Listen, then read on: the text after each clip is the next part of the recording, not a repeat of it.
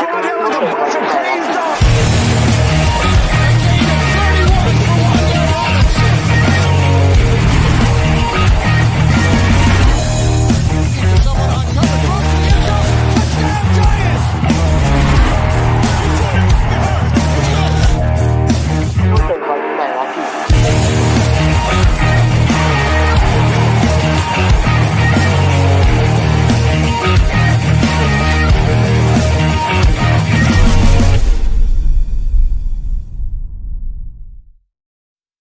My camera. How about them Giants?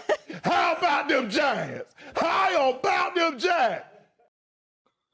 Boom! What's up, people? Yeah, welcome to another episode of Giants Rush, where, we talk Giants football. I don't know, it's pretty close to 50 weeks of the year, and we're here to entertain you guys. I mean, realistically, think about it. It's kind of like week one is here.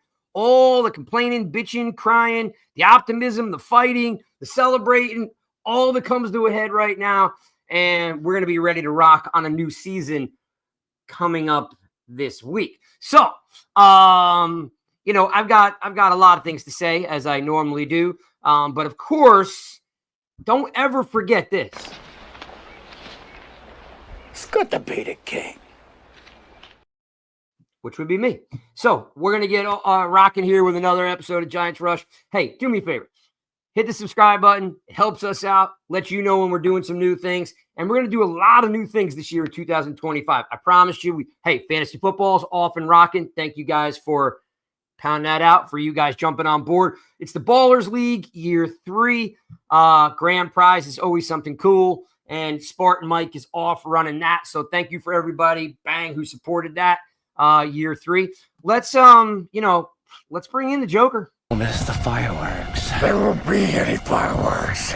And here we go. Boop. What's up? And here we go. We are week 1 of the season. Finally.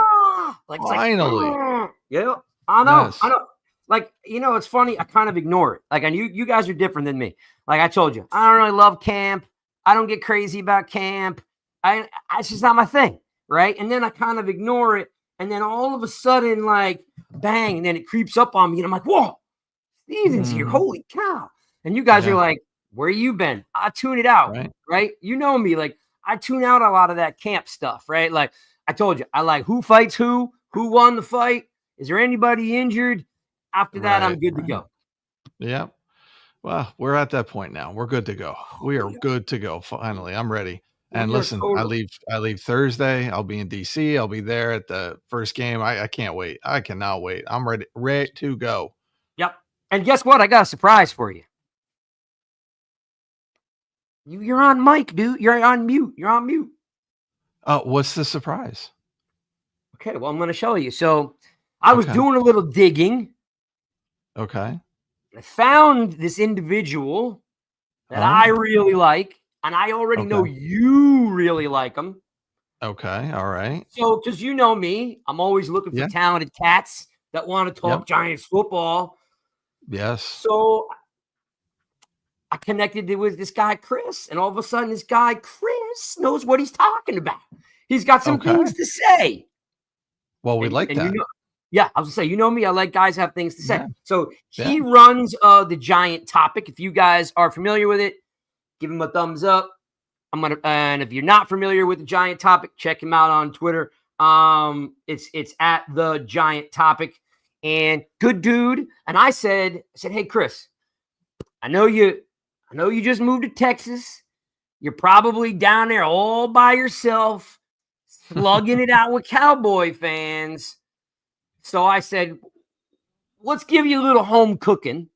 And wrap my arms around you, and I asked him to come on the show. And of course he said yes, because he said, King, I would have it no other way than hang out with you. He looked at you and he was like, I don't know about that Joker cat, but I'm gonna bring him in anyway. Oh, I see everybody. We're starting already. Yeah. What's up, John? What's up, Gridiron? What's up, Cole? Look at you guys. Okay, Cole, don't be John mean. And Eric. He's not. I'm bringing him in now. Of course, John. I see John or Eric from BBI. What's up, gentlemen? Cold. You'll get you, Christian. When I bring you in here, you'll get used to Cold. He just does that all day long. He's an OG for us. We see Gridirons in here, and a couple other guys are rolling in the room now. That wasn't me. I'm just saying, you know what? Some things you leave behind closed doors, Cold. Some things just stay better unsaid. Let's bring them in. Chris, what's up, dude? Hey, what's going on, you guys? I appreciate you guys having me on. I've been following you guys' not just YouTube, but Twitter page for a while. So being on here, I mean, it feels like a full circle moment. I see some people that, I recognize from Twitter in the chat right now. So I'm really excited to talk ball with you guys. You guys are very knowledgeable, and I'm excited to talk with the chat too. So thank you for having me on. Sean, you always like a guy that'll kiss our ass on the way in a little bit. Right? I mean, come on. He already knows what to do. He's like, and that wasn't pre-planned either. That was all that came from him. We didn't tell him to do that. So there you go. He's smart man already. I like him already on here. Hey, and you know what? I will tell you this much, King Rush. I mean, you were absolutely right. Living here in the great Dallas, Texas, I have not met many Giants fans. I've actually met two. And both of them love them to death. Very cool people. But, I think there's a difference between the everyday casual and, what people in this chat and, you guys and what I do as well. So definitely being able to have a space to talk Giants ball and to, bring the people what they want. Yeah. I mean, I'm excited. I really am. Well, let's do this. I mean, we're a week away, right? We're less than a week away from the first game. Giants will play the Commanders in Washington at 1 p.m. This Sunday. Our very own Sean will be there. So if any of you folks are going to be there, I think John or Eric or both from BBI are going to be there. I am hoping you guys can link up. You can meet Mr. Joker, which I'm not really sure if we're supposed to call him Mr. Joker, but we'll have to figure that part out. He's not Mr. Joker. He's not. Yeah, we'll go Mr. Joker Senior. Let's call him Pops. Pop. All right. Okay. Well, he'll be at the game Pops with his dad. So if you guys are out there, be respectful but give him a shout out. My little nephew will be there too. My sister will be there. So all right, it's a family affair. So if you see him, it's a family affair. Yep. Just come up to him, give him a pound that, say, hey, I love what you guys do. Let's do this, guys. I'm going to try to do this for the rest of the season because it feels like this is, even though we've talked a lot about a lot of stuff since January, we used to do this last year, always a big part of the show. And we're not quite at the ability to say both of these are true or not true because we don't know what player's going to do what, but we can give a decent evaluation. Studs to duds. That's right. All right, studs and duds. We always usually start the show off just like studs and duds. So we need to take a collective agreement here in preseason, right? Yeah. And Christian, I'm gonna start off with you, right? Sure. So let's stick with the studs, right? Who just came out of the gate in camp / preseason, and you're hanging the chain around their neck that says stud. The guy just came in, showed you what he could do, or reminded you what he can do, depending on who you go with. Who's the stud in your mind for this camp / preseason? Yeah, I mean, so naturally, the first thing that comes to my head is, of course, Abdul, but I think he's just showing us what we already knew that he could do. For me, it's been Jackson Dart. I've been very vocal on Twitter. Ooh. I not only did not want Jackson Dart, I was a Shedeur Sanders person. I wanted Shedeur. For me personally, I am the kind of person that if I'm wrong, I have no problem admitting I'm wrong. If I need to eat crow, I will eat crow. And so far, Jackson Dart has been making me eat the biggest plate of crow. He has looked, in my opinion, I think better than advertised. I think a lot of people weren't really too sure what we were going to see with Jackson Dart this preseason. And he kind of seems like out of all of the quarterbacks, I mean, Shedeur's going to get, hit the attention that, he gets just off of the name alone. But I feel like Jackson Dart has really been the talk of these rookie quarterbacks going into, week one, really throughout the whole preseason. He's shined. He's really in my opinion, I think shown us as fans that when he is ready, and I hope that we can all agree that he shouldn't start week 1, but when he is Right. ready, we have something to look forward to. We have something to be even more excited about. We've had the last 6 years of Daniel Jones, and I think a lot of Giants fans are very excited for this season because this is going to be the first season without Jones, and we have more pieces on this team. But I think the addition of Jackson Dart and what we saw in the preseason, whether it was against New England, whether it was against Buffalo, you saw someone that, okay, not only is this clearly a Dable guy, but this is someone that they are going to bring week by week slowly. They're not going to rush him in. And I really loved how he performed against the Jets. I thought he had himself one hell of a performance against the Jets. And honestly, he's really stood out to me. I think he stood out to me a little bit more than Abdul, because I think Abdul's just, what he's doing is great, and what we've seen has been great outside of that one play from the Jets. But he's just doing what we drafted him 3rd overall to do. So like, to me, like, I wasn't too blown away from Abdul, but I was for sure blown away from Jackson Dart. Yeah, no doubt. Excited. And that's very well said, because again, like as Sean will tell you, I've been fortunate to have been watching a lot of Ole Miss for the last 3 years. My son was a fan when he left USC. So we just, by accident, happened to be watching this cat play for 3 years. So my expectations were a little bit different than most. But I love the fact that the Giant fan base, either A, who didn't like him, is giving him a chance, or B, if you didn't know him, you're more than willing to give him a chance, and C, the guys that do know him aren't being, excuse my French, aren't being assholes about it. They're like, hey man, let's all just get along, right?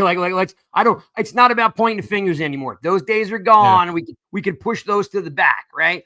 So we're all on that board. So that is a great stud. Pound out. Love the analysis. Sean, how about you? Way to try to get on a good side with you there, right? Like, he did what he did at the beginning of the show. Now he's bringing up Jackson Dart. Like, oh my God, dude. I'm like, impressed. Holy cow. Yeah, like teacher's pet already. You got a teacher's pet already going on here. all of a sudden, Sean, your microphone stops working and it's just me and Christian talking. Yeah, right. Got a mute thing going on. So I'm going to show Christian how it's done here, because I'm going to break the rules. I'm going to give an honorable mention right off the rip, and not even say who my guy is. So my honorable mention is Bo Collins, because he's an UDFA who made the 53-man roster and showed some good stud, things. Though? You're going, that's your stud? I'm going honorable mention as a stud, but he's not my stud. He's my honorable mention as a stud. All right. We'll let you slide. My stud is Marcus Bowe. Absolutely. That was my second one. I like that. Okay. That's my second. Yeah. Bo With what he did, both left tackle, right tackle, looking really good, getting some reps with the first team. I feel good if Andrew Thomas is going to miss some time. Marcus Bowe can step in there and be good. He can hold down the fort. I like it. And I kind of knew you were going to do that, because you and I have been talking about him now for weeks, right? So I knew that was going to be one that you were going to lean on. By the way, not so I don't get sidetracked. So the Gridiron 52, you have a very good point, which I don't want you to think I'm not getting to you, because we're going to get to that. So don't leave the room. Don't bail on us. We'll talk about the run defense. We'll talk about McFadden. We'll talk about maybe him getting re-upped, this year. We'll talk about the run defense, all in due time. So Gridiron, hang tight. Chris, good to see you. Chris is already pumped that Christian's here, because he says back here somewhere in the topics, he said that Chris was his guy. Says, Chris is my guy. I'm glad he's getting the exposure he deserves. Heck yeah, man. We're always looking for good talent. And as you can see, he came on the show and he's already lighting it on fire, agreeing with everything I say. So of course, he's crushing it. Of course he is. Of course. All right. So then let's then segue to this one. We don't want, again, it's studs to duds. We're not going to try to be too, Debbie Downer here and like start, throwing shade on dudes. But Sean, going back down, with you, going to repeat. Give me your dud. Who's the guy you just expected something out of and it didn't happen? Could be a rookie, could be a UDFA, could be somebody that they signed. Anybody that just like seems to need a little bit more time to get going. Yeah, this may surprise. Well, so there was two I was thinking of, and this one may surprise you because I've been a little more lenient with this person. But I'm going to give it to Jalen Hyatt. I was expecting more out of him this preseason, in the games at least. I know practices look pretty good, but in the games, I saw a couple good things here and there. So I don't want to come down too hard on him. But there was a couple routes he ran pretty good, but you can't be dropping passes the way he was dropping passes. And I did want to see more out of him. So yeah, he's going to be my choice. Yeah. Took it right out my mouth. Yeah, I was going to say I probably would have said the same thing, but go ahead, Christian. Give me your take. For me, it's been James Hudson. I think James Hudson, with the money that we've given him, whether it's been training camp, whether it's been preseason, he hasn't looked that good, which led me to tweeting out a couple of days ago that if Andrew Thomas is not ready to start week 1, I have more confidence with putting Bo at left tackle than I would putting James Hudson at left tackle. I don't want to rush Bo in either. Same with Jackson Dart. I would not like to rush him in, despite him looking great in the preseason. I think he's really shown flashes in the preseason, considering the fact that this Giants team has not been able to not just draft offensive linemen, but actually develop offensive linemen in a long time. So he brings a level of excitement to the Giants that, at least from the offensive line perspective, we haven't had in some time, because this is going to be homegrown talent. But yeah, for me, it's been James Hudson. I wasn't expecting him to come in and be above average, whether it was going to be a tackle, whether it was going to be a guard, but I hoped that it would be better than what we saw last year from the talent that we had, and it doesn't really give me that much confidence. Especially considering what he did in practice when he was throwing guys around and you heard good things about him. Exactly. I expected to see more in the games. My other choice that I was going to go, since everybody seems to be on the same side as the choice. Who I was choosing between, just because I want to get Craig fired up, because everybody's been on the same side with him. My other one I was considering was Deonte Banks. Like, he had a chance to come in and win CB2, and he's probably going to lose it to Cordell Flott, who is my guy. And Craig, you'll attest to this. When he was drafted, I said that's the guy to watch out for. I said he could start. So yeah, your guy Deonte Banks he was the other one I was considering as a dud. Yep. And I will say that regardless of him, Banks being my guy, just so you know, Chris, I was pounding the table for Banks out of Maryland. So the way he played, he was very physical. He was in your face. Always made a great tackle. Had a good rookie season, and I can't for the life of me figure out what happened really to the player. But I do have to at least, and I usually turn these topics to you guys, but Hyatt to me is, and I think Cole said it the best. I mean, he's just a dud. Like, you can't be a wide receiver in the NFL on year 3 and not lighting it on fire. Like, you're literally like a boat taking on water. Like, I'm not trying to, like, wide receiver is one of the, again, take this with a grain of salt, but wide receiver is a little bit easier to learn than some of these other positions in the NFL, because these cats are so super skilled. His route tree, yes, I know the whole thing about this route tree wasn't great and stuff like that. He just doesn't look like he's comfortable. Like, I don't know if it's the system or his game, but like by year 3, the kid should be popping by now. You know, right. He just should. And I'm at this point where, like, I just don't know what we're waiting for. Like, I mean, you guys complained. Listen, just in case you're new, and a pound out to Mark the Blue Giant. Thanks for hanging out. Between the website, the podcast, I've been doing this for quite some time. I really can't sit here and tell you. And by the way, season ticket holder in my family since 1968. Okay, I mean, I've only missed 6 games since 1986. Okay, since I was a little kid. I don't remember a 3rd round draft pick as a wide receiver taking 3 or 4 years to pop. Now, Mr. Nice Guy over here, Sean will be like, "Oh, he's still in development and stuff." Dude, 3 years. The cat has not shown us anything. He is not only the dud of this year, he was the dud of last year and the year before. Like, you're a wide receiver. He shows nothing. your guy by Collins walks in By and the way, shows. to just to contradict you, receiver is not as easy as it is. They'll tell you that rookie wide receivers struggle in this league because there's a lot to learn, a lot more nuances. It's actually harder to learn than playing defensive back in this Of league. course. So Well, receiver extremely I would hard. agree to. But I he would was a agree to- project to begin with. But I would like to see, granted, for one of those years, we know Dude, 2 of those years, quarterback you play s- was bad. Hold on, you he's see year this? 3 right now. So I want to see something this year, and I've said all along, let's have. Come the end of the year, it's a different conversation if he's not showing anything. But I'm giving him year 3. I'm giving him a full 3 years. Cole is right on. We were Yeah, obsessed with like this. He's a 3rd round pick and he's done nothing. Like what? Well, how much? Look, we waited 6 years for a quarterback. But we're Now expecting a now 3rd we're round gonna pick to wait come in 3 and be a years stud. That's What's what that? talk about fans being obsessed. We're expecting a 3rd round pick to come in and be a stud. Like Yes. why are we overvaluing a 3rd round pick? He's a 3rd round pick. It's going to take longer. He's not a 1st or 2nd rounder.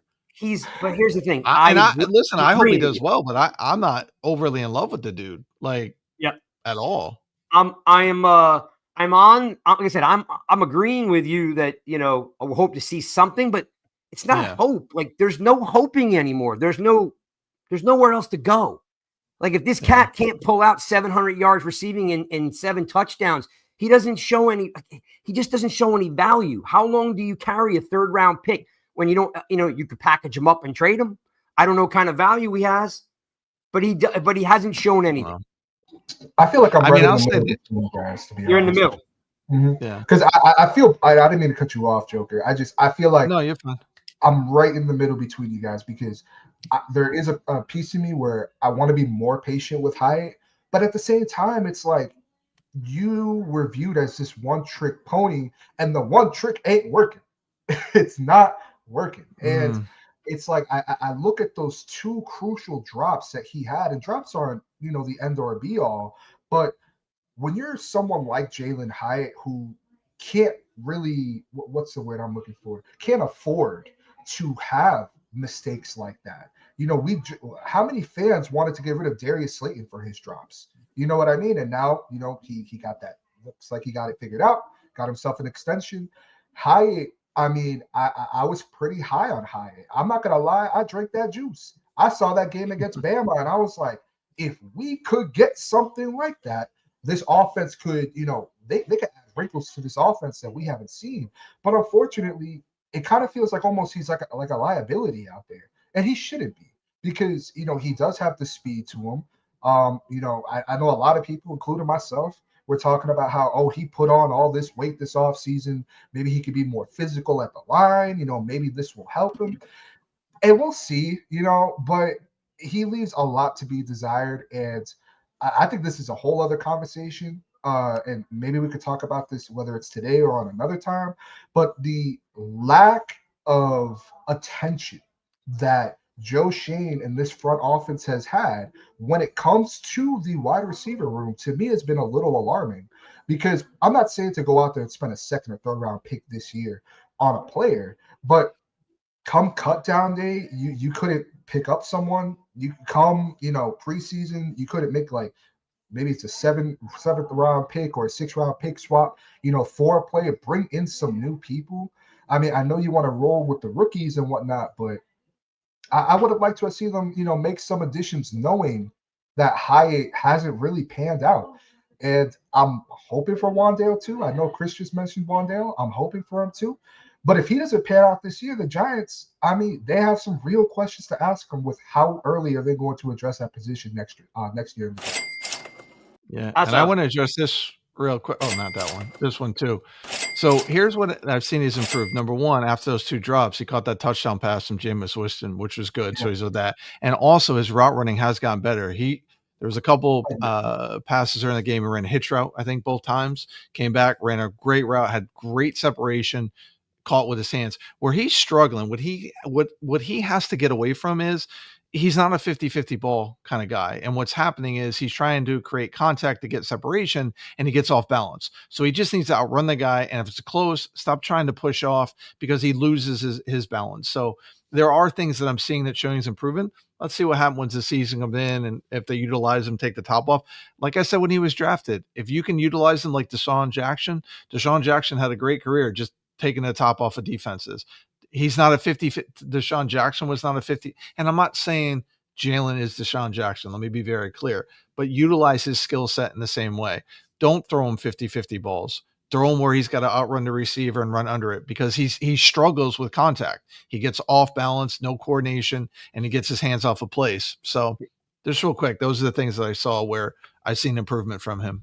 And let's keep this in mind too, Sean, that Deshaun Jackson was not only was he was fast in one step. He was 2 steps. He was at full speed and he was shifty and he could get under or over the top of the defense and to your point is, Hyatt just doesn't have a lot to his game, right? That hence Christian's one-trick pony, right? So, he hasn't redeveloped himself, reinvented himself to anything different in the NFL. He's still thinking, well, I'm just going to blow by this guy down the sideline. I'm going to catch all these bombs. I'm going to look great. So part of it's on his skill set, right? One part of it's on his attitude, which we've talked about before multi-times. We've talked about bad body language on the field, on the sideline. We've talked about that.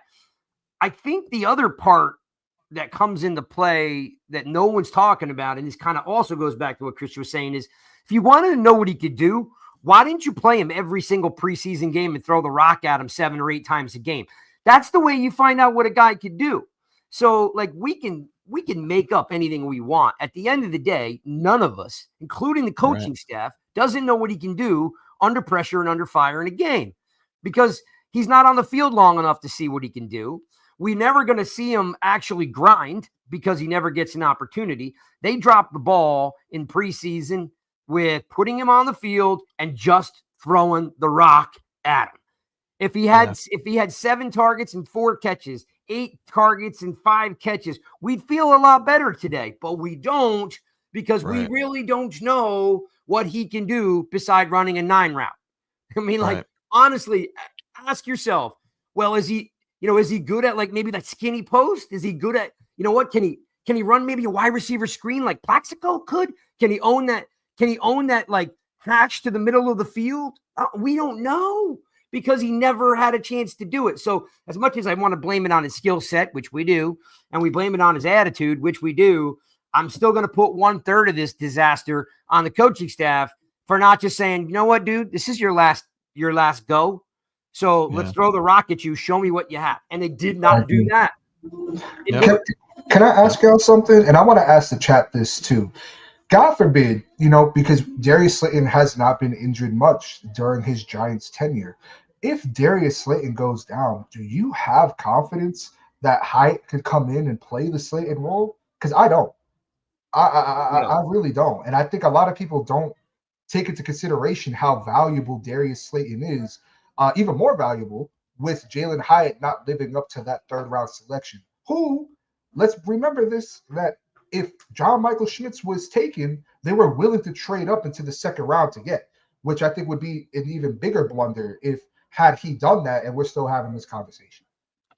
Yeah, and that also leads into what Cole just said. I just popped it up there. You also have to hope that, Mr. Smurf can stay healthy because you can't afford, him to go down because he gets nicked up, and then Slayton would go down, you'd be in bad shape. So, but I mean, hey, look, wrapping it up, that's some pretty good studs and duds, to start off the season. We'll have this every single week. We'll always start off with studs and duds.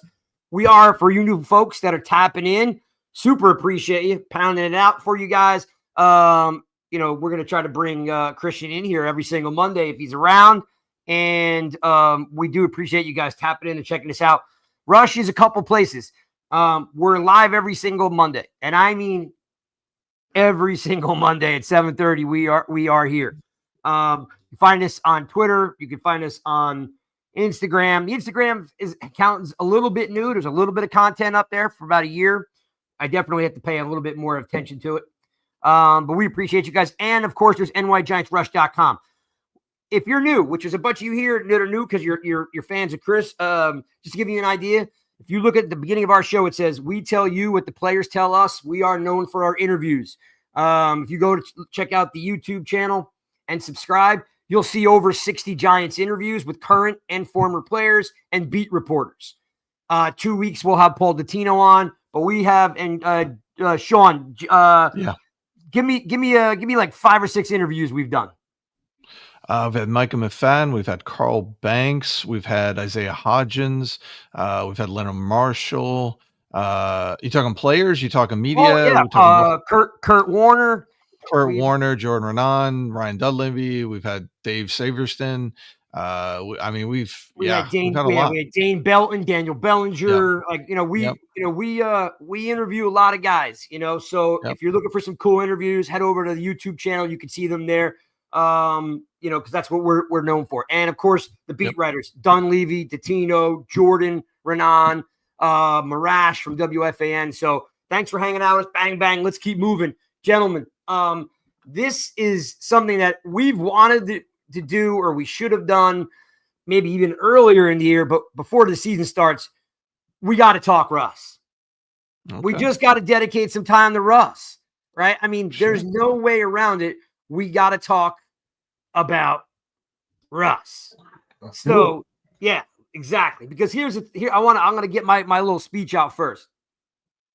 One, and I pulled this up just so I made sure, we tend to want to look for the negative, but it's a new year, people. Okay.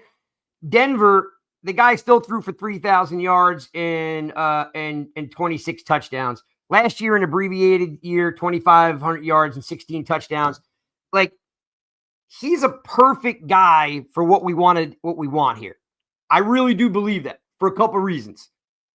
And then I'll turn it to you guys. One, he knows how to win. He's been there. He's done it multi times. The guy in general wanted to be here last year, and we let him walk, right? He's brought a new attitude to the team. The younger guys all seem to really like him and get along. But here's the thing that we have to consider, guys, and tell me what your thoughts are, and Sean, you know this better than anybody because we talked about this early on, is one, he's great for Dart. Everything that you want Dart to be. Oh, I just lost Sean. I don't know where he went. There he is. We want him to train Dart. Everything that's what you want. Dart's always been a gunslinger. He's got a lot of mojo, right? He's got moxie. Right. He's going to do all those things, but all those little nuances, they have somewhat of a similar style. Definitely Dart's more of a gunslinger. He's got, you know what I mean, than Russ is. He's more of a runner than Russ is, but he's a really good guy to learn from. And I don't want anybody to get crazy, about when Dart starts, if Dart starts. Like, I think we should be a little content with having Russ just keeping the ship going, because this team is going to get better as it goes. Schedule's hard in the beginning. It's going to, so you're going to be, because what's going to happen, and Sean, jump in here. We got a really hard schedule to start the year off. If we go 1-4, everybody's going to be blowing up Russ like it's Russ's fault. And I just don't think anyone should be doing that. It's going to take some time to get this going. And I was writing this down. Like, well, you got to start with wins. Here's the thing. If you just win, week 1's a winnable game. Week 2's a winnable game now, especially with Micah gone. And the thing about Russ that, we've talked about Russ a few times this offseason so far, but here's the thing that is also important is, and you've seen it in the preseason, is Russ is bringing an energy to this team. And what I mean by that is, these receivers, this team believes in him. I have not seen that in the past where this team has believed in who the quarterback was. They may say all the right things. They may, put out the clips or whatever needs to be done to make the right thing said. But you can legit see this team believes in Russell Wilson, and that belief can go a long way. If you know a quarterback can help you win, that's the motivation is going to be there, and that should translate to wins. And I know a lot of fans may be like, oh no, that matters. When you believe in your quarterback, that makes a huge difference. And I have seen that. These guys believe in Russ. So I don't see us going 1-4. I don't see that happening regardless of the schedule. So we need to focus. And listen, Russ has lost weight this offseason. He's looking fast again. And I don't know where this narrative came out there that he's a statue in the pocket, because that man can manipulate the pocket. He can move around. He can create space. He can do things, and he still has some speed to him. He's not Russ from Seattle, but he's not like Tom Brady in the pocket where he can't move at all, right? Like this guy can move, and you've seen he's been quicker this year, and he's lighter, and he's energized as well. So yeah, I'm not, like I said, if he proves me wrong, he proves me wrong. But Russ has been the best thing for this team and what this team needed, combined with Dart and Winston. Those three guys, perfect combination for what this team needed. Shout out to Tudo for joining the room. Tudo, another OG. Thanks for this. Pop it back up there. Appreciate you, my friend. Always coming with a sponsor and a super sticker. Appreciate that. Christian, as we talk about Russ, here's something I want you to address for me, right? I don't know. You might be able to find a little that Seattle magic roaming around. You never know, right? But before the show started, I was thinking about, and I was trying to be realistic, I don't think Russ has ever had a wide receiver as good as Neighbors. So I think don't get me wrong, he's had some good wide receivers, but I don't know if he's ever had one as good or talented as Neighbors and diverse as Neighbors. So this could be something he's licking his chops, to get his hands on too. So what's your thought of like, hey, what happened in Seattle, in Denver's done. What happened in Pittsburgh is done. It seems like he's happy to be here. The team is really gravitating toward him. And then, of course, now we've got this gift-wrapped, wide receiver that arguably could be a top 3, top 5 in the league. What is that going to do for Russ's confidence when a season starts? I think it's going to do a lot for Russ's confidence. And I fully agree with what Joker was saying. And this is something that I have been having a lot of conversations with. So I am a co-host on another podcast called the Whistleblown Podcast. That is with my friend Doug. Doug is a content creator, but he's not just any content creator. He is a diehard Seattle Seahawks content creator. All right. So him and I have been talking. Yeah, shout out to Doug. I think he might be watching this too, because I sent him a link. But, we were talking about it, when we had signed Russ, and he goes, I'm not saying he's going to have a Sam Darnold season, but it might be close. He said, and I'm going to tell you why. He said, the biggest thing for me is that he's going to have a coach that believes in him. He said, I like Mike Tomlin. He's like, but I don't trust Arthur Smith. He's like, I don't think most people trust Arthur Smith. He's like, I have full confidence that Brian Dable will not only be able to effectively get a lot of solid production out of Russ, but in turn, that's going to help this offense. Something that he had mentioned to me, which I really thought it was true. You guys might disagree with me. People in the chat might disagree with me. 4 things that Russell Wilson brings to this Giants team that we have not had since Eli Manning is leadership, morale, professionalism, and stability. Those are all things that Daniel Jones had, maybe a couple of those things, but not all of them. Because he didn't provide, stability. There were years where he was injured or he missed an extended time. He was professional, but the morale around the team really wasn't that good. I've never seen a player divide a fan base so much. But talking about Russ, I do think that this is the best receiver that he has dealt with. The first one that kind of comes to my head is Doug Baldwin, but that's just because I love Doug Baldwin. But I would put Malik Neighbors in the better than Baldwin on over Doug Baldwin. And I love George Pickens, but I think Malik Neighbors is a lot better than George Pickens. I think he's better than Cortland Sutton. And again, I think being in a situation where this is somewhere that for years, there's always been little rumors here and there of, the Giants are a destination Russ may want to go to. Sierra, she has a music career, which a lot of people know of and, follow. That would work wonders in New York. Obviously, it didn't happen. He gets traded to Denver, and then he goes to the Steelers last year. And I just don't like this whole to me, it feels like almost a narrative that people treat Russ like he's a Joe Flacco, like he's a Yeah. who else? Like a journeyman. Yeah, like he's this journeyman, and I get it. He's old. He's older. But you look at how he's played since he's left Seattle, and I don't understand why fans kill Russ. I mean, we have not, statistically speaking, seen those numbers from a quarterback since Eli Manning here, which doesn't say a lot, but I think inserting Russ into this offense where you have a Malik Neighbors, you have a guy in Darius Slayton who you could throw the moonball to, you have someone like Wandale who can pick up the short yardage, and if you can throw him in stride, can be a yak king, in my opinion. I think this is a good situation for us. Actually, I'm gonna take that back. I think this is a great situation for us. If it's for 1 year, this is going to be a very good situation for him. Obviously, things could come off the wheel. We're Giants fans. We know, we might feel optimistic, and then come week one, it's like, this again. But I think with the addition of Micah leaving, plus I don't trust the Commanders' defense that much, and I do think the Chiefs can be had.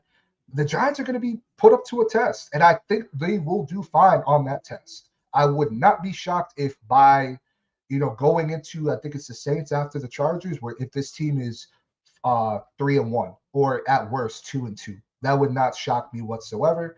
But Russ is a difference maker, at least in my opinion, in this. No, I appreciate the take, because I will remind everyone once again that, and we talked about this earlier in the offseason, but just as a reminder, is when Russ got to Pittsburgh, he was going out to dinner on a weekly basis with the offensive coordinator. Their wives got along. Everything was great. Tomlin took away the ability for Russ to audible at the line of scrimmage.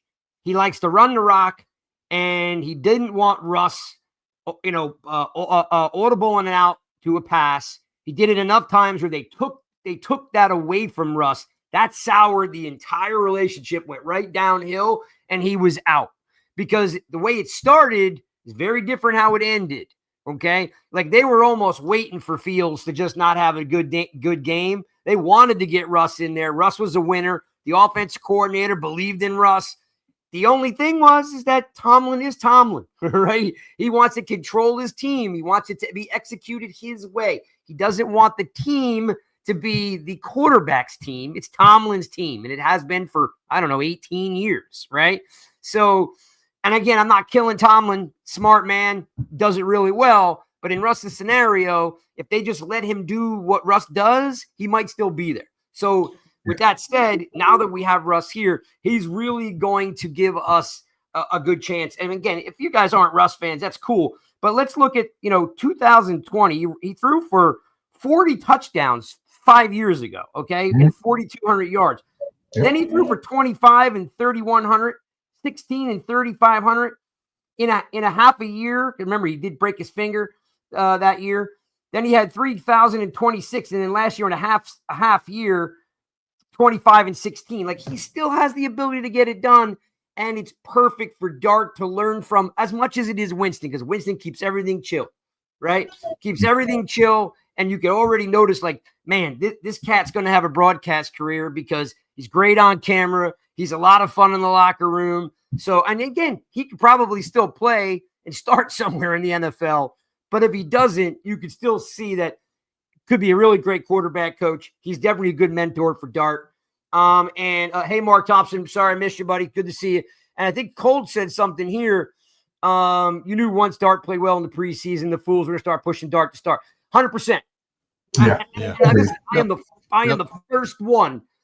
Sean, what did I say before they were even thinking about drafting him, and I liked him? What did I say about him?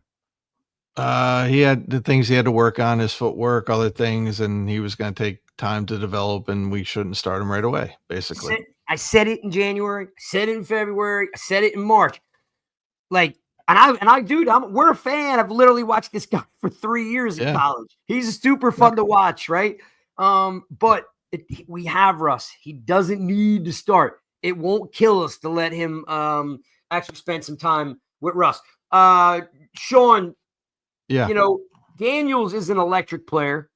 I don't know if he can repeat it, right? There's a lot of tape out there on him right now. Yep. So my question, and hey, McLaurin is now paid and happy, right? Yep. So we've got that going. You got the debut of Debo, which we know, depending on what Debo shows up, right? He could be a housebreaker too. Can Russ again, old school, new school, or it's the student, the pupil kind of a thing. Can Russ match the energy that Daniels is going to put out on Sunday? Oh, I believe so. Yeah. He's again, it's what we got a young offensive unit that needs that leadership, was looking for that. Malik Neighbors said it's what he wanted. He wanted a vet quarterback and a rookie quarterback. So he's happy. Other guys are happy. So yeah. And Russ is, again, I said it earlier, Russ is energized. You can see he's energized. Russ wants to be here. The Giants want him here. Everybody's happy he's here. So yeah, I'm not worried about it. All he needs to do is play better than what we've had the last 6 years in our quarterback room with all the quarterbacks, and we'll be good. We'll be good. And I think keep him on the field, give the defense time to rest, and just don't make mistakes. That's what I want to see. Take the deep shots, which we know he's going to take, hit the open receivers, allow our athletic receivers to do what they need to do. He's going to hit them in time. And again, the thing that I've seen all preseason from Russ that we haven't seen in years, he's throwing the ball before the receivers even make their break. And that is going to be huge for our guys. So yeah, I'm not worried. The energy will be there without a doubt. Yeah, and I agree with you wholeheartedly, Joker. I mean, I think this is perfectly said here. Mark Thompson's comment, where he says Russ's experiences and accomplishments is ripe for young, experienced Giants team looking for leadership, direction, including the general manager and head coach. I do think that this team is behind Russ. I do think that this team has bought in, not just to Russ, but into Brian Dable as well. And I mean, naturally, when you have the season that the Giants just had, it's easy to, say, oh, this team's going to be trash. This team's going to be horrible, especially when you look at the record. When you look at the schedule on paper. But this is a team, let's not forget that this is a team that the Giants have owned for a majority of their franchise history. Same with, the Washington team. So it's like, for me, as great as Jada Daniels is, you have a Terry McLaurin who really hasn't played much. He's going to need to be caught back up to speed and get back into football shape. I don't trust their defense whatsoever. And like you just said, Joker, I mean, with how low the bar has been at the quarterback position, Russ really doesn't have to do much for it to be an improvement over what we have had. Right. Which it's horrible. I'm not gonna say horrible. It's sad to say. That's a good segue though, because it's a great segue to off-season camp and preseason, Chris. What's your overall, I don't know, let's say grade? I'm not really big into grades, but off-season camp and preseason to me definitely has progressed, right? Where it was, hey, we're coming into this new season. We need a lot. We got a lot, right? The off season looked like, again, we were really worried that, like, man, can they actually, because last year's draft was very good and they all started, but we still won 3 games. We needed more. So my question to you is, if you have to look at the off season into, draft, preseason, camp, what's your overall grade on what Shane and Dable and Brown and, the whole front office have done? Yeah, I mean, I'm similar to you, Rush. I know the chat echo isn't going to like to hear that. I'm agreeing with you. I don't like to give grades. I don't like to give grades. But if I had to give a grade, genuinely speaking, I would give them a B+. I thought they addressed a lot of needs. They upgraded at a lot of positions. They made this team better than what it has been.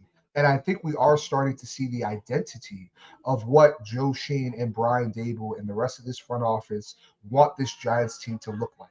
Now, it's not done. They still need to add some more pieces. I still hold, in high regard the fact that they did not really address the wide receiver position much at all, in my opinion. I know they bring in Jordan Humphrey, you re-signed Slayton, but it would have been nice to bring in some proven talent onto this team and talent that we can actually say, okay, as a wide receiver 4, we feel fairly confident that he can maybe even be a wide receiver 3. I don't think. I mean, Hyatt's closer to out the door than he is being a wide receiver 4. Wandale, we're hoping. This is what I say to Hyatt. Ready?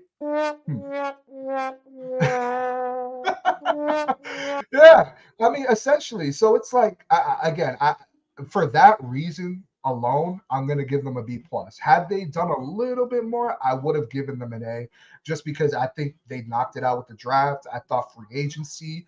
I love the Javon Holland move. At the time, I liked the James Hudson signing, not so much anymore. But I would give them a B plus. I think that's fair. Go ahead, Sean. Give it to me. Give me your overall thoughts on what they did, because it's definitely the first year where the plan actually looks like it came into place, right? Like somebody didn't get hurt in camp, someone didn't hold out, someone did. All sorts of mayhem always happens to the Giants where those good plans kind of get, kind of implode. What's your overall thought here? Again, we're not really, this podcast does not usually do a lot of grades, but in this case, it's not bad to give one. What's your thought? Yeah, so I would give an A minus to that, and for a number of reasons. You massive upgrade in the quarterback room. You upgraded the secondary, adding a Debo and Javon Holland. You the draft, you added some psychos, which I like. So you added some personality for the future of this team, guys that can come in, make an impact right away. The O-line depth is better than it's been in the last couple of years. So while James Hudson has not shown what we wanted, he's still in a competition, right? So that's what's good. You have guys that are in competition with guys that were put on the practice squad that maybe a year or two ago for O-line would have been starting or the backup. So that's what I like to see. I mean, yes, the wide receiver room is a little bit concerned. So adding somebody else, that's why I'm giving it the A minus, that they add another receiver. But I just think why I'm an A minus, aside from those things I mentioned, is the overall energy of the team is just different. So you brought in guys that are leadership. You brought in guys that were teammates in college. I think there's 5 sets now on the team that were teammates in college, with just adding Bo Braid from the Ravens. Him and Banks played together in college. You got Tibbs and Holland. You got Adebo and Akarake, and there's a couple others I can't think right now. So just that camaraderie that this team has, the energy, like they had that pick 6 in a preseason game. The whole team was out there celebrating it. When's the last time you've seen a defense do that for the Giants? It just, the overall energy and the type of players that you brought in, I like what they did. So that's why I'm giving it an A minus. Can't argue that. Okay. Yeah, I like that. I'm not much of a grader, but I can't say either one of you are wrong, because it's been the most excited I've been in a while, about a handful of things. So I could definitely see the B plus to the A minus. So I guess the takeaway is that the team is so much more improved than I ever thought it could actually be in 1 year. That was the big leap for me. Like, man, if you win 7 games, I'm happy. Can you make the damn team better? They made the team better at multi-positions, right? Yeah, we might be able to nitpick a little bit on the offensive line, but it's way better than it's been. And we could probably nitpick a little bit on the wide receivers, but we're okay because the quarterbacks and the running backs are making up for that, right? And the tight ends. Yeah, and the tight ends. Now, Sean knows I'm a big tight end guy. I'm hoping that, look, Dolich can't block. He got moved because he can't block. They want all their tight ends to be able to catch and block. That's just what they want. So you can cry, complain, whatever. Yes, Dolich looked good, but he already got cut by Denver too because he can't block. And he can't stay healthy. Every year he's injured.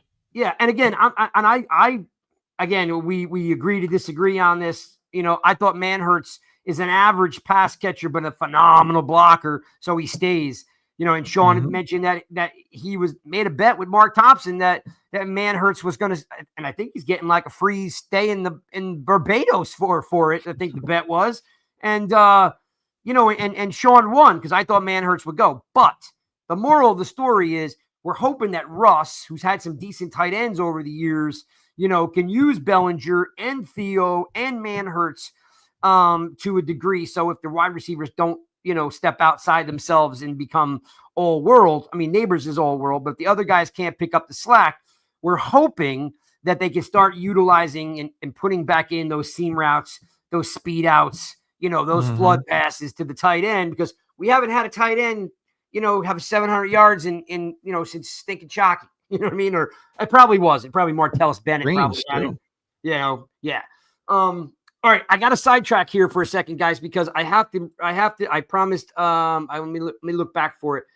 It was, I think it was it Gridiron? Okay. So Gridiron, I'm going to address this for you, and I hope you're listening. I hope you're still there to listen. Okay. Nervous about a run defense. McFadden does well on perimeter runs, but has issues shedding blocks directly at him. I expect Washington to run right at the Giants' thoughts. All right. Handful of things here to consider. Talk about the defense from this year, last year to this year. So last year, you start the season off with Dexter Lawrence leading the league in sacks from the defensive tackle position. He's getting doubled and tripled, right? He's getting chipped by a back, right? And then he goes down, okay? Okereke is playing with a herniated disc in his back, so he's not the same linebacker that he normally is, right? So McFadden and Okereke didn't really have anything in front of them. They're never clean, right? They're constantly like scraping through a ton of traffic making plays. Now, if you want to tell me that Okereke and McFadden both have a little bit of an issue with trying to blow up a block instead of shedding the block, I'll agree with that. Sean will definitely agree with that, because they like the style of play. It's definitely it's not just a Giants thing, by the way. Okay. It's a young NFL linebacker thing right now, is that these middle linebackers are shooting the A gap, the B gap, and they're blowing up a block, hoping for someone else to come and clean it up. But in the NFL, it's really hard to do.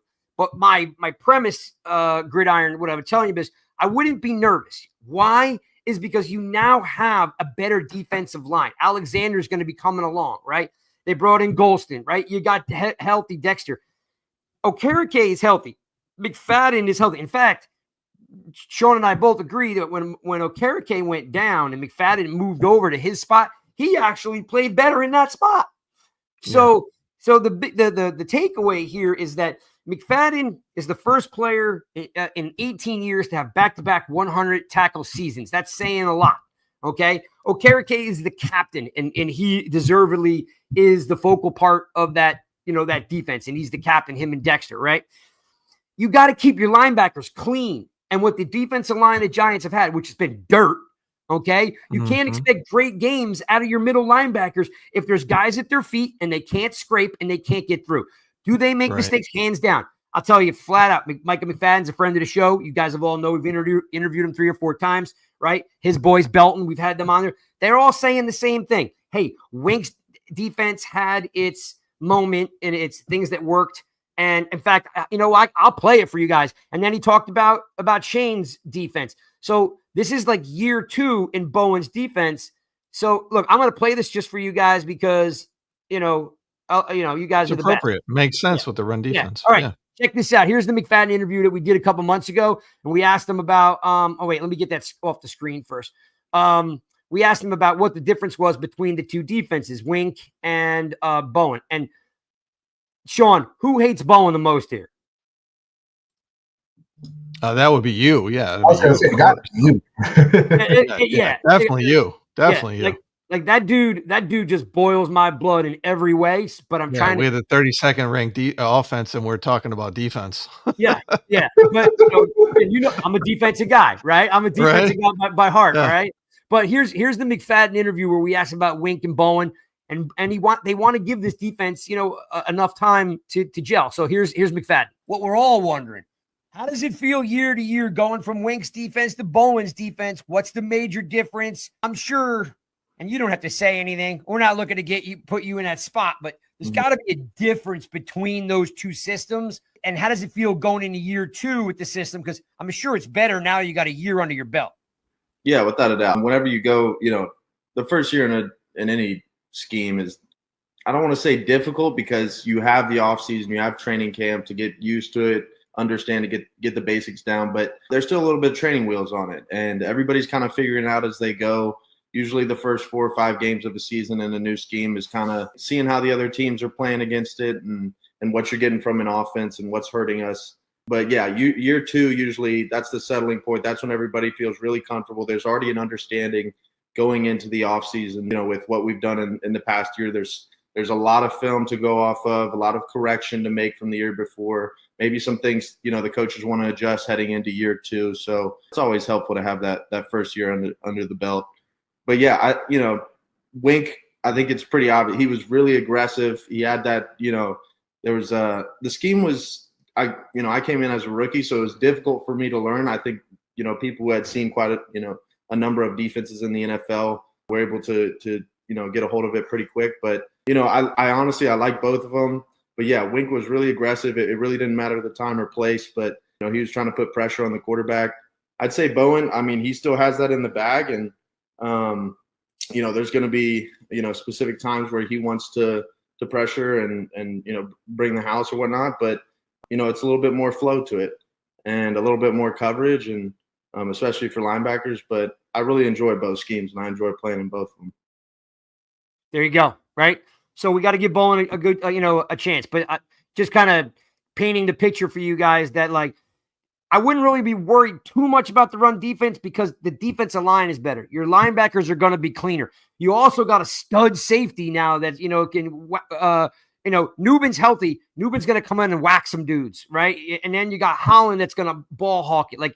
We should be seeing a different defense. And let's not even discount the fact that the pass rush could potentially add another 9-10 sacks on to what they did last year. So I wouldn't go into the season being worried about the run defense until you have to, right? Like right now, you got to think that the edge is better. The front is better. The linebackers will be clean, right? I can't stress to you, any more than if you're not clean. Yeah, good. Jump in. We have better depth at the D line now too. And one name that wasn't even mentioned, I'll give Mark Thompson credit for this, Roy Robertson Harris. He's had a great preseason. He's really looked good in games and also in the joint practices. So that's a name. Don't be surprised if he's going to be, the Leonard Williams to Dexter Lawrence this year. So watch out for that guy. But you have the depth on the D line now. Guys are going to be tired. And again, if the offense is staying on the field, sustaining drives, the defense isn't going to be as tired. So that's going to help the run game. All right. We're running a little bit long, but I just wanted to make sure I address that. Don't be worried until you have to be worried. I'm not saying it's going to be perfect, but it should be better. Let's segue to, if I can find my Andrew Thomas. Are you worried yet? Because I got to tell you, Chris, I said it 4 weeks ago. If this cat can't play, we need to draft a tackle in the first round. We do have now, of course, Bo. All right. So Bo playing left, Bo playing right. He looks great. He's got a little bit of nasty to him. He's definitely fluid. Because, this cat who's I am a huge fan of just can't stay on the field. Are you worried?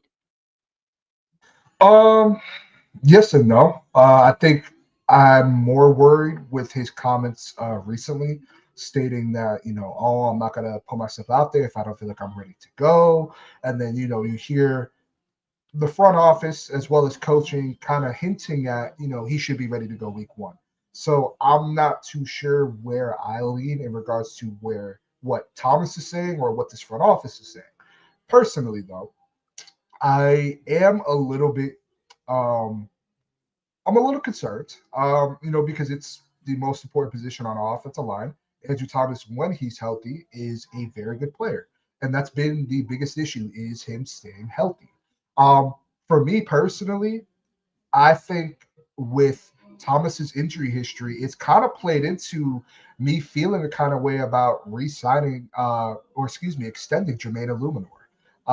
Just because you did select Bo, you hope that he can be good, but you have a guy currently in Jermaine Illuminor who has shown you both on the right and on the left he can get it done. It's not going to be Andrew Thomas level, but he can get it done. And I'm concerned whether or not he can, start week one on a healthy note. I will say this much though, Craig. I think that if the Giants are in a situation where Thomas doesn't feel like he's ready to go, I wouldn't be shocked if they don't play him until that Kansas City Chiefs game, where, again, Micah is not in the division anymore, so that's one big headache we don't have to worry about anymore.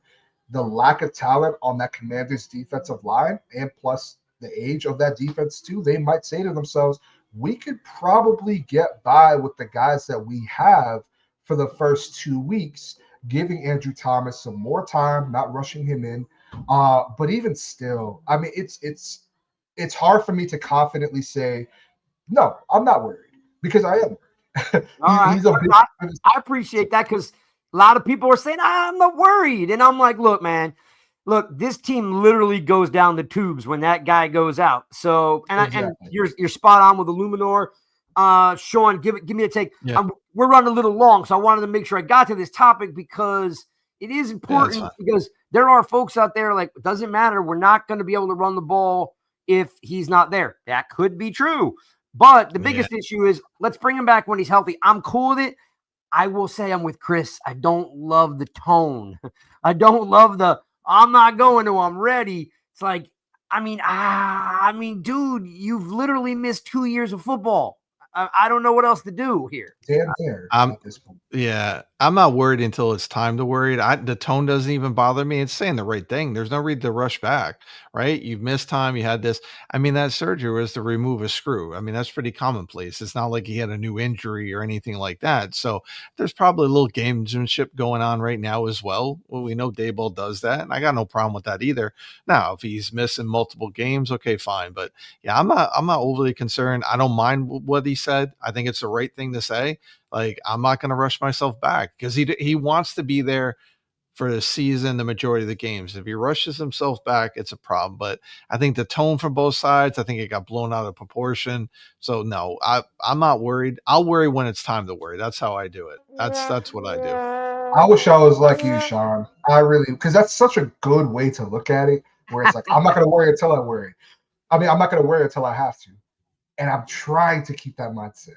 But I think of this offense without Andrew Thomas, and I'm like, with the schedule we have, we cannot risk Andrew Thomas being. Well, you know why I'm not worried about that now? Because number one, Marcus Bowe is there. We know Jermaine and Luminar come over, and we have Carm Brasillo, and we have a better O-line. I realize that O-line, it gets blown out of proportion. That O-line last year did not go down the dumps when Thomas went out. There was only 2 weeks when they threw Azudu out there, and I forget the other guy's name. They threw out left tackle, but after that, they were fine. In fact, week 17, they were ranked number 5 in the league for just that week. So with Carm Brasillo doing things and the depth we have, I'm not as worried. Do I want to miss an Andrew Thomas? Do I want to miss in games? No, of course not. But this line is not going to be it's not going to go down the tubes like it did 2 years ago when he was out after the Dallas game. So no, I'm not worried yet. I'm not worried at all. You know what? Sometimes Joker's actually got some rational thoughts in that crazy head I appreciate it, because I want to be like, we need this guy, get going, suck it up, get your ass out here and play. But I'd rather have him healthy. If he needs another week, he needs another week, right? And the Bowe thing is very encouraging. All right, so we're running a little bit long, so I got to ask you. We're gonna do King's Court Joker Justice. I'm going to save that for after next week. So we'll actually have some real content to talk about after the game. And we have to decide if we're going to do a Monday show or a Tuesday show, but I think we're going to do a Monday show. Sean, are we doing a Monday show? Are you back or are you not back? I'm not back on Monday because I get back late. I get back late Monday. So, all right, I'm going to try to coerce Spartan, Mike, and Alex out here.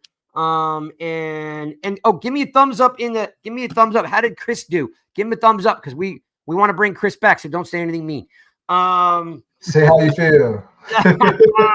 Say how you feel. Keep it real. All right, so Chris, give me one thing that you're looking forward to in this game, because I'm going to tell you what mine is. I want to see, because they brought in Larry Tunsil in the offseason, and again, guy's a stud. There is no doubt about he's a stud. I want to see Carter make Tunsil look like he needs to go to retirement. That's my, like, we've been waiting for a pass rusher since Tuck, you know what I mean? And Carter's even probably has just a little bit different skill set than Tuck did, right? They're definitely different players.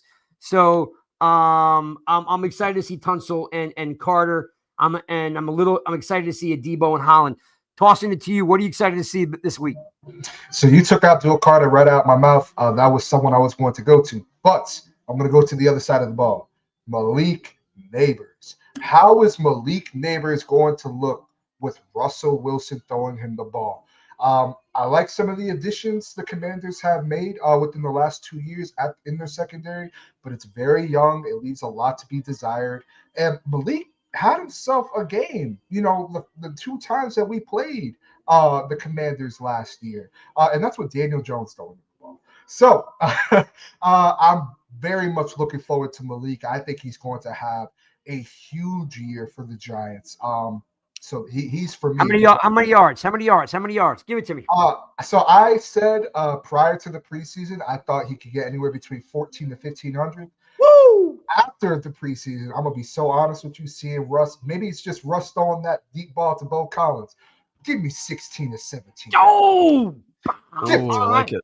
Dang. You know what? We're gonna invite Chris back just for that hot take right there. Right there, you go. What do you got, Sean? What are you looking forward to seeing? Well, you guys already took the ones. You guys took the one, so I'm going to go a little different. I'm going to go on the defensive side. I'm going to go Brian Burns because he came in motivated. He's come in with. I mean, I think he's gonna eat on Sunday. I really do. He's not just physically motivated out there. You see it, but the way he's conducting himself, he's like a true leader out there. And yeah.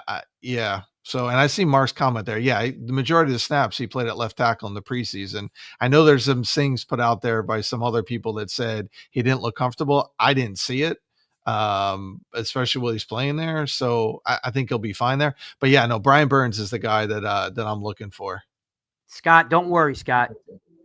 Don't worry, Scott. He said you always worry. I always worry too. All you got to keep in mind is this: they won 3 games last year. If they win, and they've got the hardest strength of schedule in the NFL, our expectations should be tempered, right? Optimistic, which is fun. But if this team wins 7 games, you can't be hating it. You can't be hating. You can worry, but you can't be hating because they're on to something here, right? They're on to something. This is on paper, it's the best. I don't want 7 games. I don't want 7 wins though. I'm not going to be happy with 7 wins. I didn't say I would. I didn't say I'd be happy. I just said that if they win 7 games, you can realistically understand with strength of schedule that is a reality. It could be possible. Can this team win 9 games? Man, if everything goes right, which again in the NFL, nothing always goes right, but this team can win 7, 8, 9 games. Definitely if things are falling into place. If Kafka's doing his job and Dable's doing his job, and there's a lot of things that got to fall into place. But again, they're in the right place. Lastly, I'll leave you guys with this. I'm actually also excited to see Tracy run behind a better line. Yeah, I thought he got discounted a lot last year as the wide receivers playing running back. All these things. We don't really have Scadaboo and Tracy are going to be an exciting pair. They're going to be an exciting pair. So there are things to look forward to, right? All the things the guys said here, and then, just sit back, let it happen, look for some positive things. And in this Washington game is winnable. I think the biggest thing comes all the way back to Mark Thompson is, can we match their speed? Okay. That'll be something that will hurt us in the long run, right? Debo will have to come into play. I think, Mark, to answer your question, can we match their speed? I don't know if we can match their speed, but I want you to realize that Holland is going to make a huge difference back there. So I think Holland, who can fly, will help dramatically because Pinnock just really couldn't pivot and change. So will Carter if he spies Shane Daniels. Absolutely, they can match their speed. Yep. All right, wrapping this up. Every Monday we're here 7:30. We're gonna get after it next week after the game. Chris in his debut, bang. Chris. We'd love to have you back. You did awesome. And we, hey, look, the easiest way is the good way. It's the Rush way. Be here Monday. Go have fun. Enjoy the game. Have a couple beers. Relax. Have some. If anything, Daniel Jones isn't your quarterback anymore. So you don't have to be banging your head against the wall that it's the same thing every time. Yep. That alone, should have you drink a beer. knowing Seriously. that he's playing, so. I mean, you guys have a lot. You guys have a lot to be excited about. You really do. We'll see you guys next Monday.